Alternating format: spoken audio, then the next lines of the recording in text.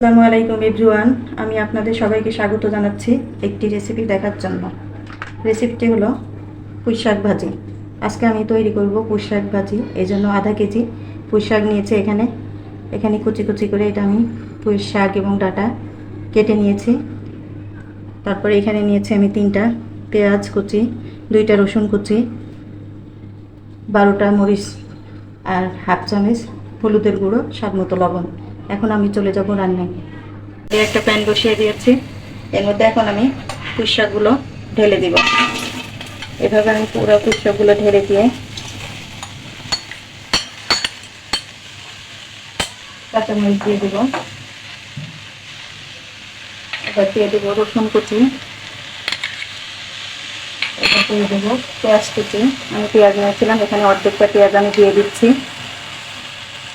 হলুদের গুঁড়ো দিয়ে দিচ্ছি আর দেবো স্বাদ মতো লবণ।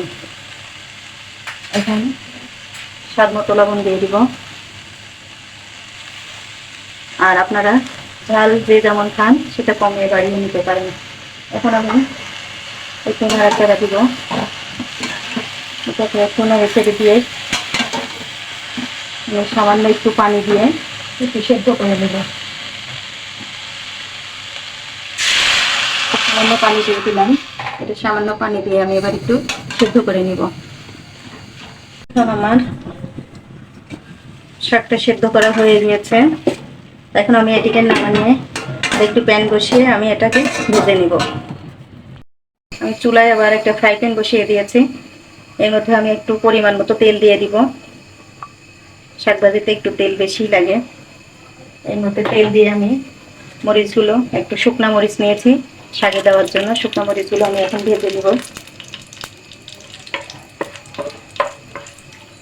এভাবে শুকনো মরিচগুলো ভেজে নিয়ে আমি মরিচগুলো ভেজে আমি তুলে নিয়েছি। এর মধ্যে এখন আমি দিয়ে দেবো পেঁয়াজ কুচিগুলো। এখন পেঁয়াজ কুচিগুলো একটু নাড়াচাড়া দিয়ে দেবো। নাড়াচাড়া দিয়ে শাকটার মধ্যে দিয়ে দেবো। হালকা ভেজে নিতে হবে। এটা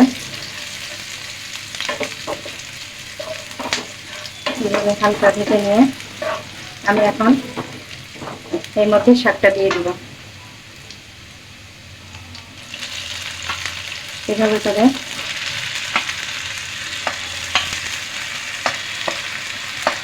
শাকটা আমি সবগুলো এর মধ্যে দিয়ে দিলাম।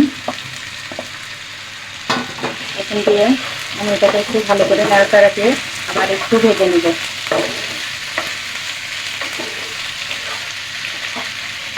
এভাবে করে একটু ভেজে নেব।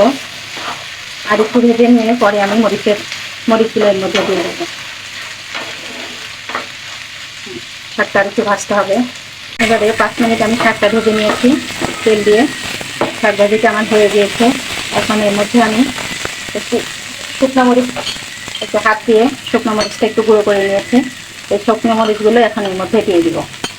আসলে শুকনো মরিচটা দিলে শাক ভাজিটা অনেক ভালো লাগে খেতে। এভাবে একটু নাড়াচাড়া দিয়ে আমি নামিয়ে ফেলব। পরিবেশন করে আপনাকে দেখাই। আমি পুঁই শাক ভাজিটি করে নিয়েছি। এভাবে পুঁই শাক ভাজি করলে খেতে অনেক মজাদার হয় আর স্বাস্থ্যের জন্য অনেক উপকার শাক ভাজি। এভাবে আপনারা রান্না করবেন, অনেক ভালো লাগবে। ধন্যবাদ। আসসালামু আলাইকুম।